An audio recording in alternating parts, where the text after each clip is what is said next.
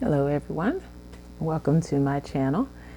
I just wanted to talk a little bit about some of the things that I've learned since becoming a widow.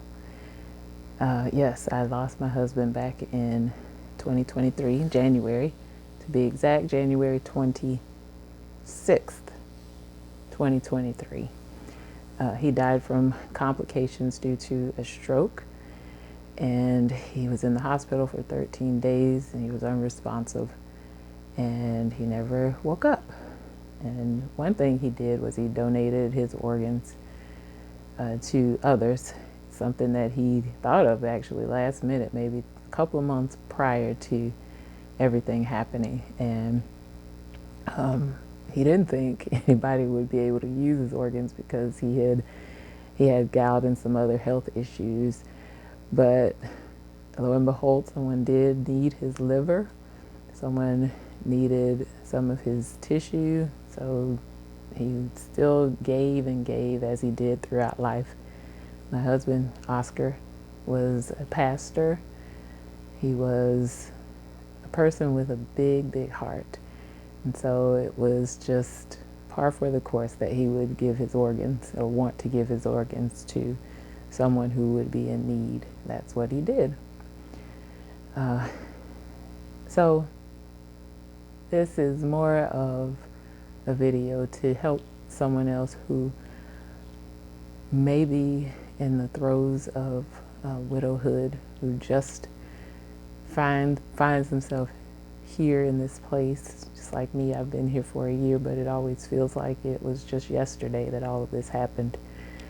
But it might be encouragement for some, or for others. Maybe you can add to it, and if you would just comment, maybe I'm leaving something off. I know I am, because this is just a few things that I thought of to share. But I'm sure I'll be making another video with additional things. But please feel free to comment some additional things that any other widows may be thinking of, because my thought is that we are a sisterhood of sorts. There's no one else who knows what we are experiencing like we do.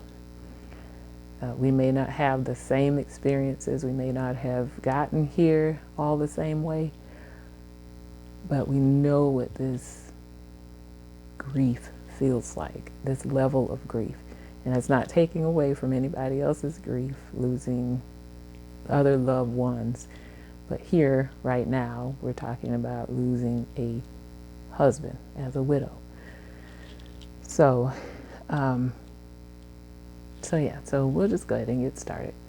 So my first thought, the first thing that I learned after becoming a widow was that the loss is mine alone.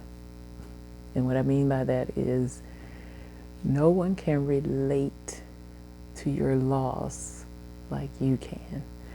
So for me, what that meant is I had to stop expecting people to understand how I was feeling, because they couldn't. Because they didn't have the marriage I had. They didn't have the bond that I had with my husband. They didn't have what I had. So I cannot expect them to just know automatically that I'm hurting, and know automatically that I'm sad, and know automatically what to do.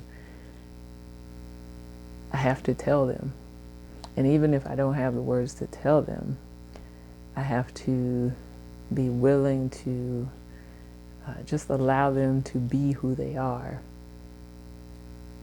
and not put that expectation on them that they need to know exactly how I'm feeling and they need to treat me in a certain way. I had to let go of the expectation, because the grief is mine alone. People can share in the grief and they can be there and they can support me, but they don't know how I feel. They can't, because they're not experiencing it. Yes, grief is universal, but each person's grief is unique. So I had to let go of that expectation. So the second thing that I learned as a widow is that I'm reading too. So if you see me looking off to the side, that's why. Sometimes people don't know what to say. And what I had to do was I had to let go of the expectation that they should know what to say. It's a lot of expectations that I had. And I don't know why. I guess I just thought that, like anything else, you just hope and pray that somebody knows what to do, because I didn't know what to do. And so, of course, if I don't know what to do and I don't know what to give off, or how to feel because I'm in the throes of grief, how can I expect for people to know exactly what to say? So I had to give them grace.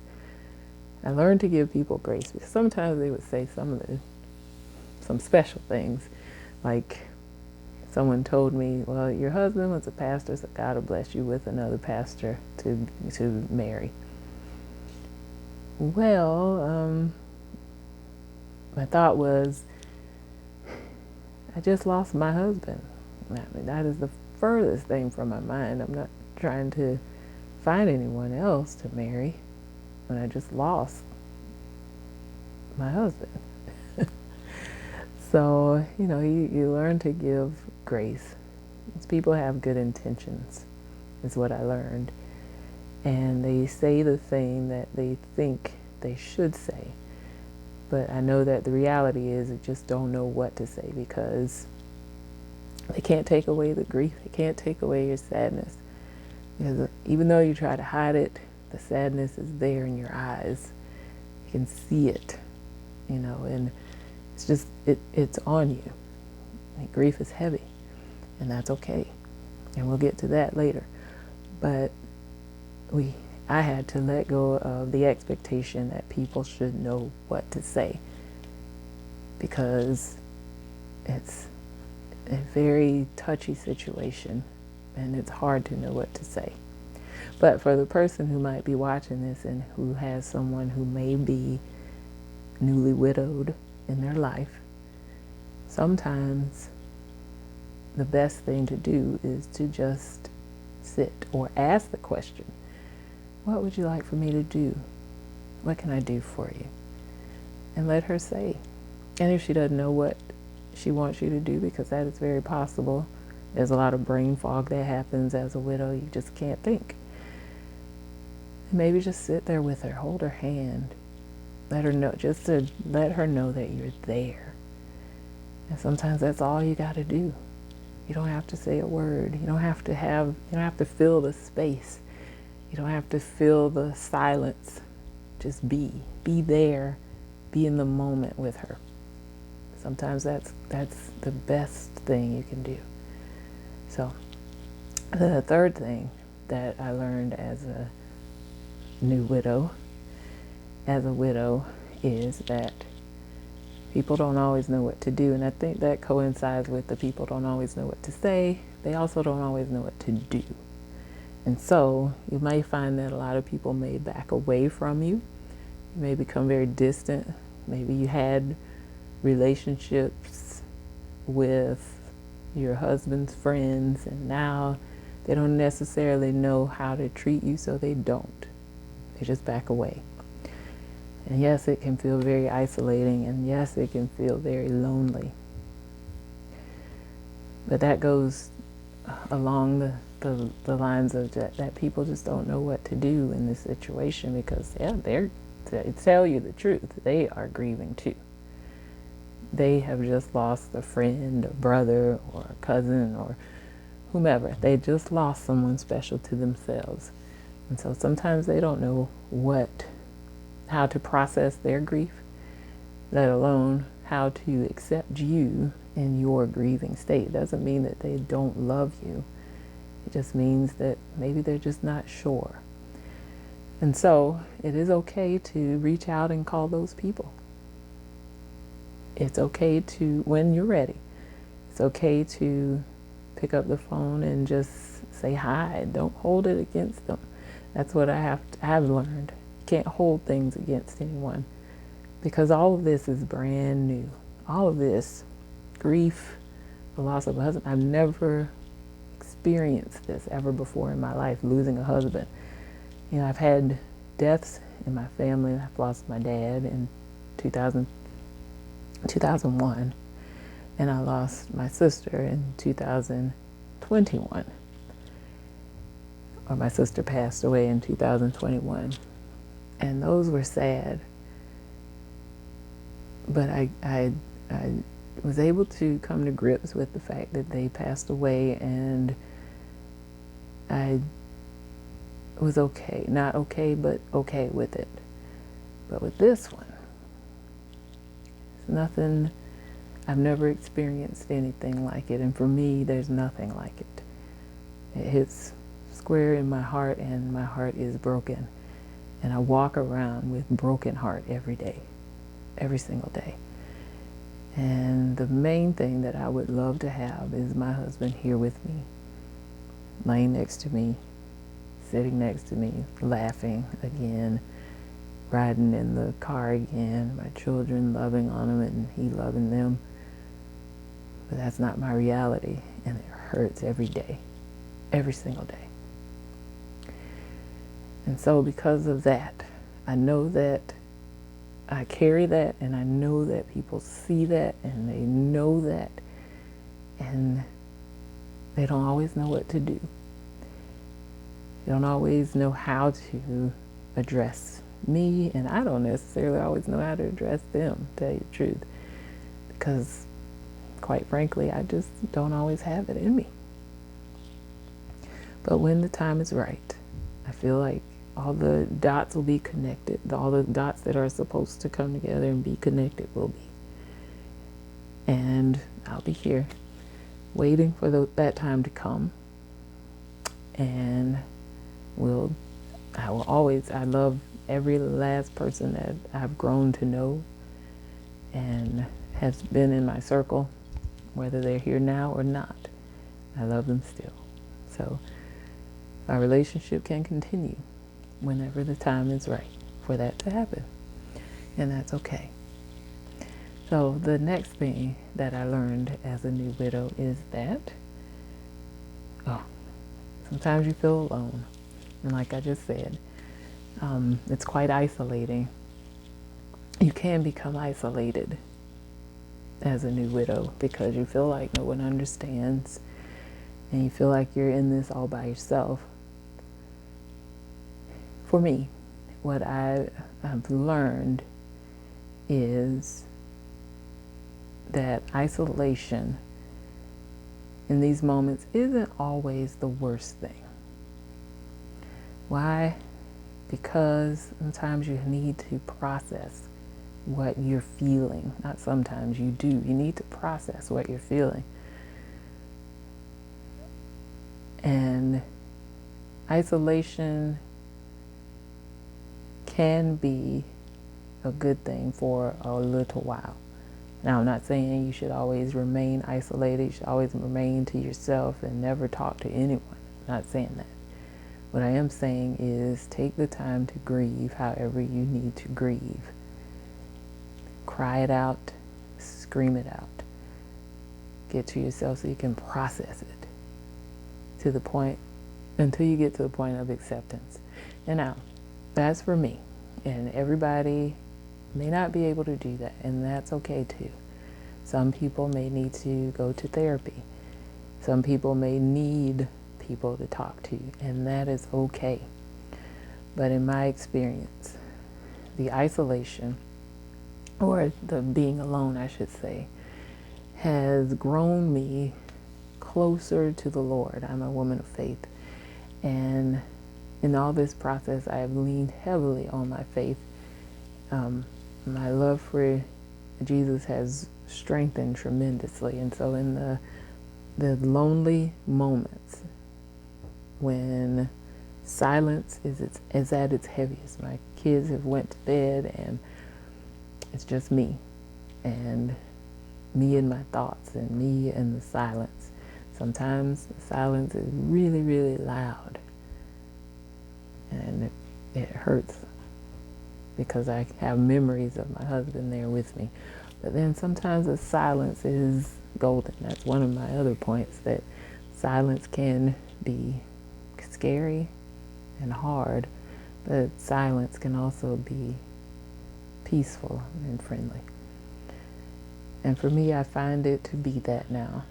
It is comforting almost to be in my moments. And even when grief is at its heaviest and those silent moments cause me to cry like nobody's business because I miss my husband so much, I still appreciate it because we need to express that feeling.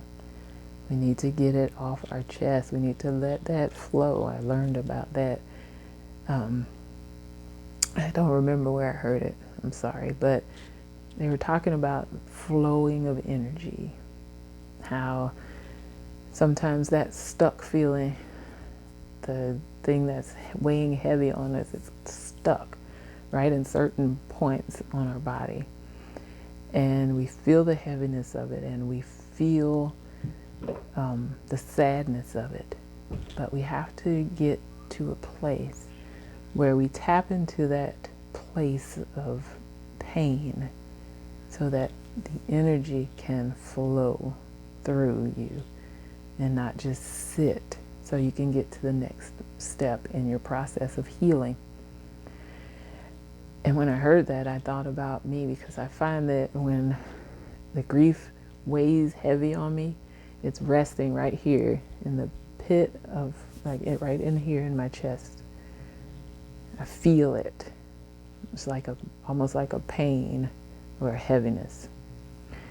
And in the silent moments, I ask Jesus to help to reveal the heaviness to me.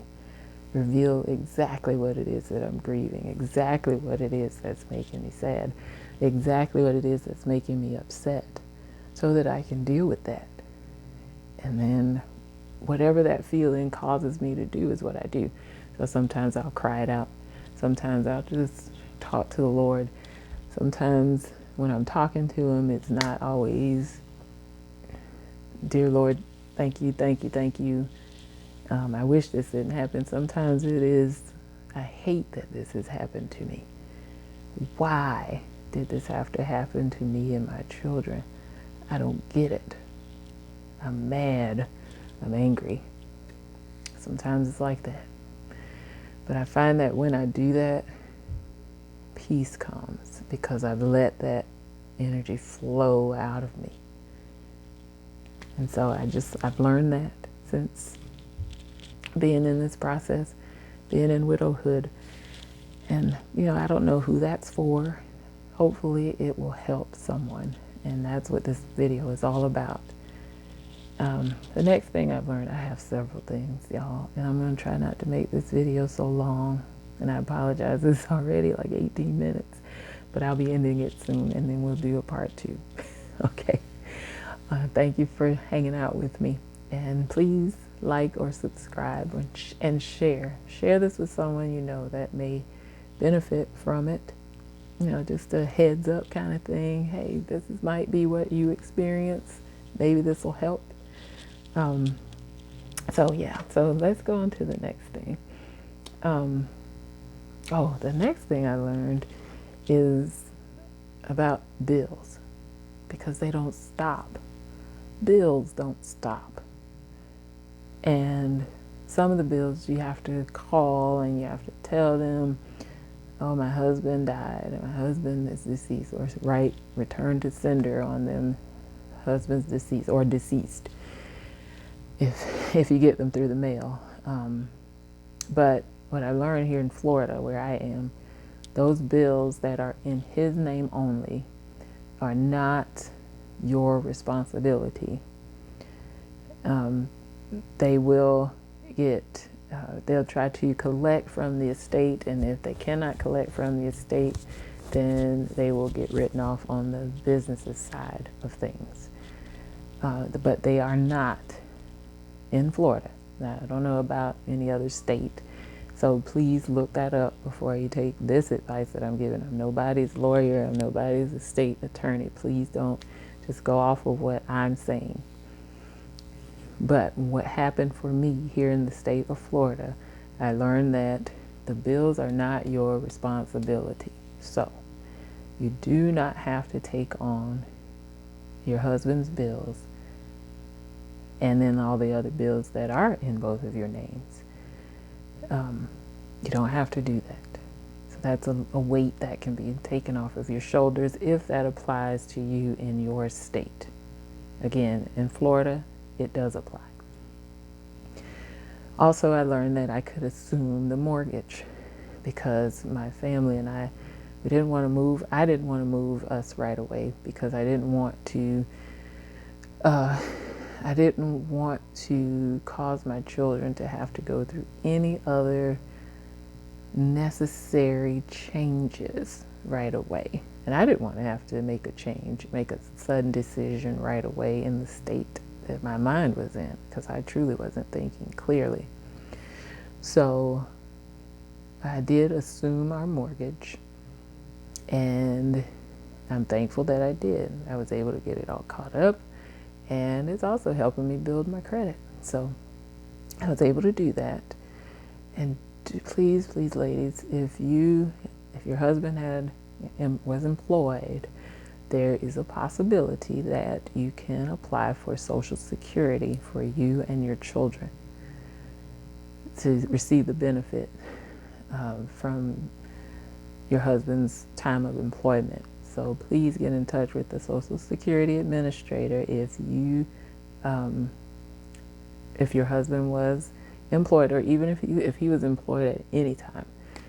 Just go check, because that's extra money that you can receive to help out right now, if possible, if you don't make over a certain amount. Like for me, I was a stay-at-home mom. I was working here and there as a real estate agent, and but after COVID, I was not as a real estate agent. I was a stay-at-home mom and a homeschool mom for the kids. And so I did not have an income at all. And so my sister-in-law told me about Social Security and the benefit that they have. I went online. I called the number. I filled out an application, and they made an appointment for me. I talked with someone, and it was set up. So I'm just saying, go to Social Security, SSA, I believe it is, and I'll put it in the details, the description down below, so you can go there and check it out and find out. Please, please, please. Because had she not told me, I would not have known. And I'm so thankful that she knew someone who just lost her husband, and she had done the same. But that person, even she didn't know right away. She had to find out from some other way. So, I mean, there's no handbook on this thing. So here I am. I'm just sharing that with you. Make sure you go and check it out.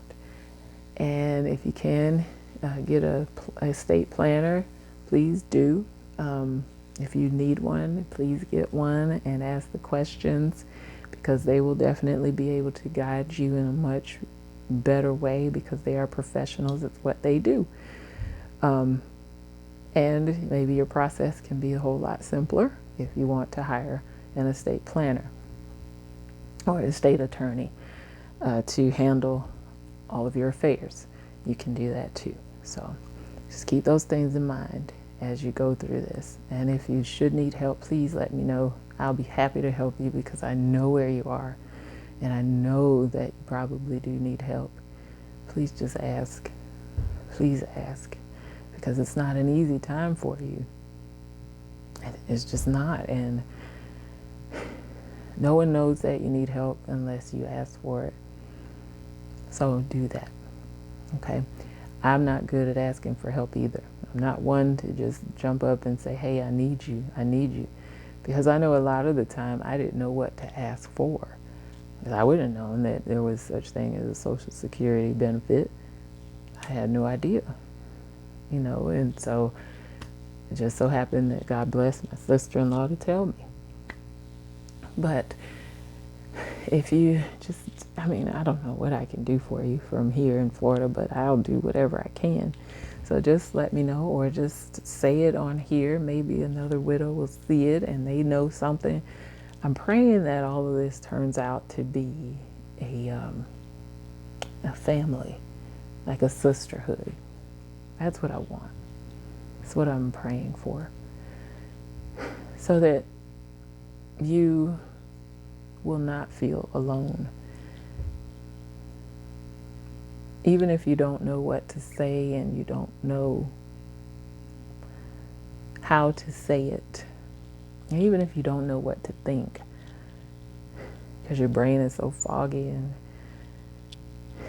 your heart is unable to love like it once did. Your heart is broken and so full of grief and anger and sadness and hurt all at the same time. It's just so many emotions here all over the place. I want you to know that this place, this safe place is here for you. And if nothing else, you can just, I don't know, reach out and just say, I need you. Just be there. Pray for me. I'll be happy to.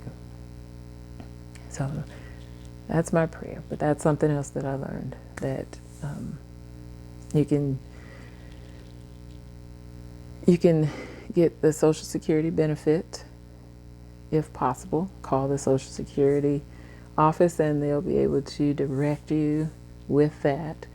Hire an estate planner if you would like for someone to help you with planning your late husband's estate.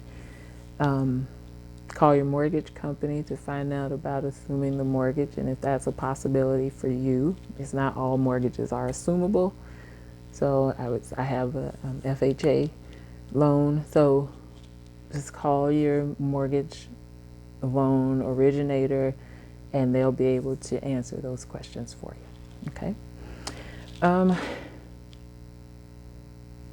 Another major thing, and this is where I'm going to end. Two things.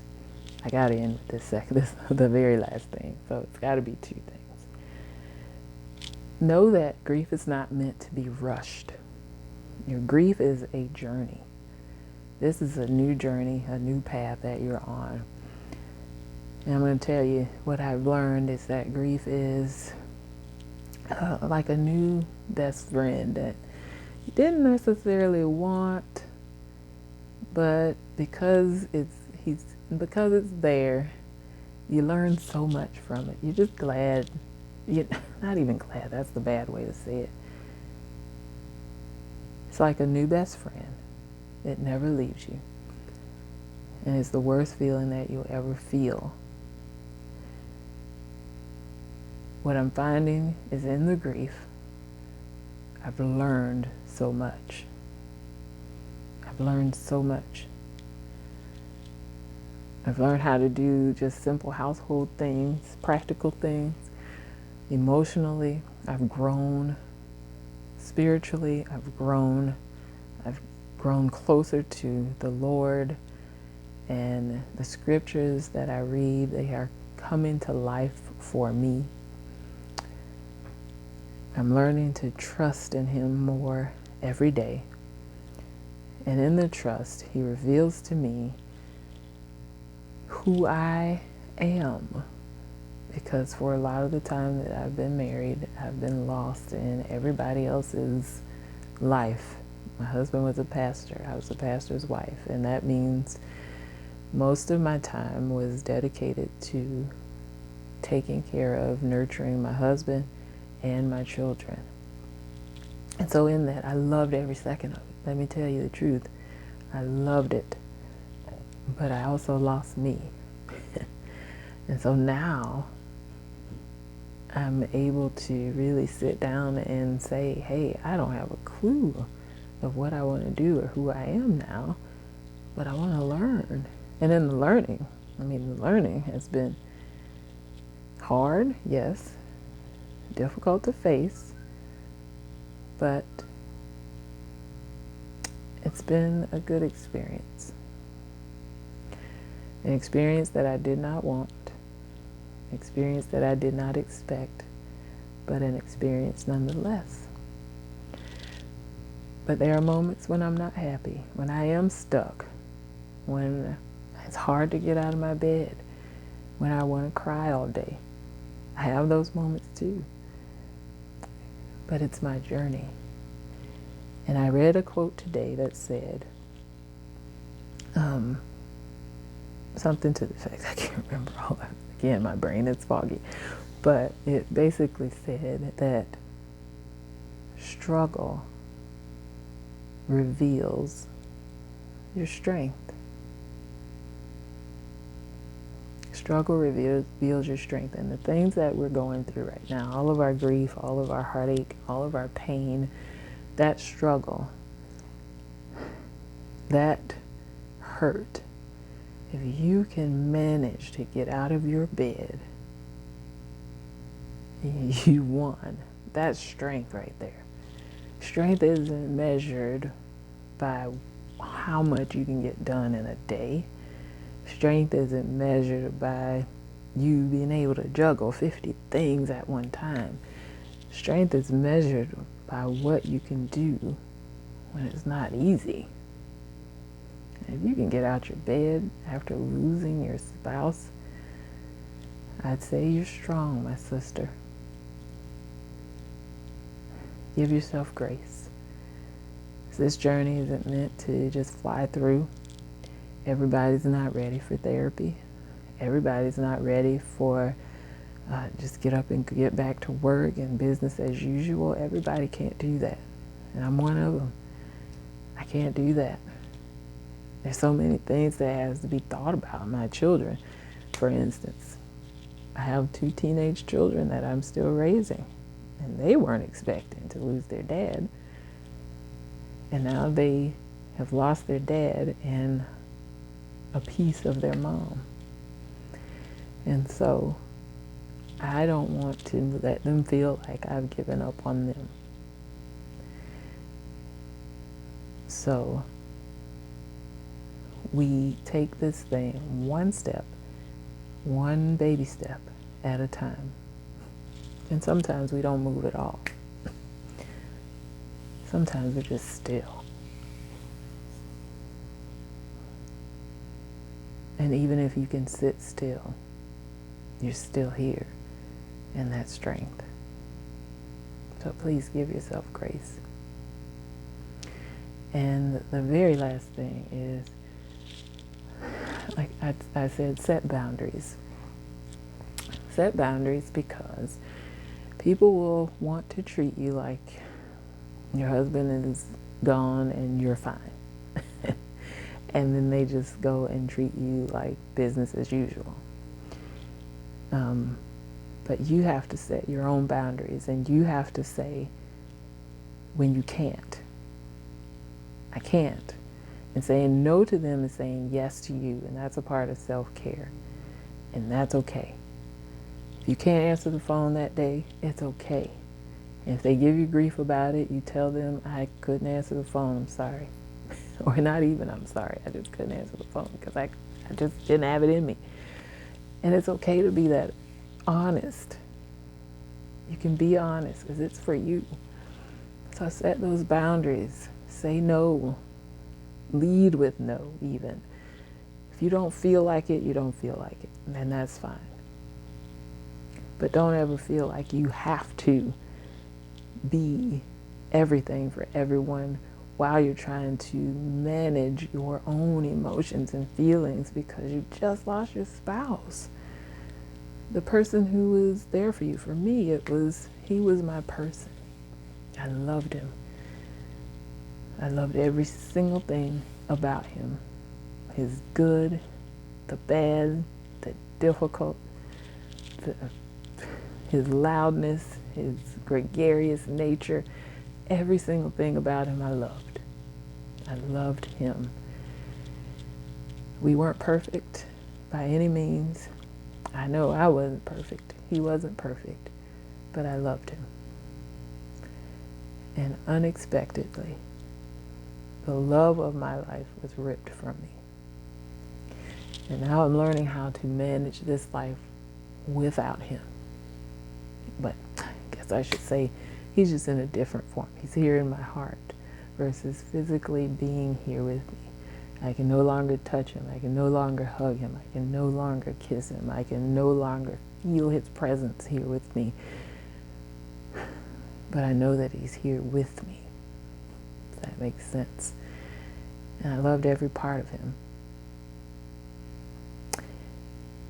Even the not so nice parts of him. I loved him.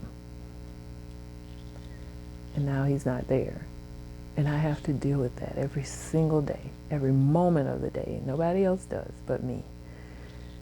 So I've learned, set my boundaries, because I can't always deal with everybody else's things plus my own.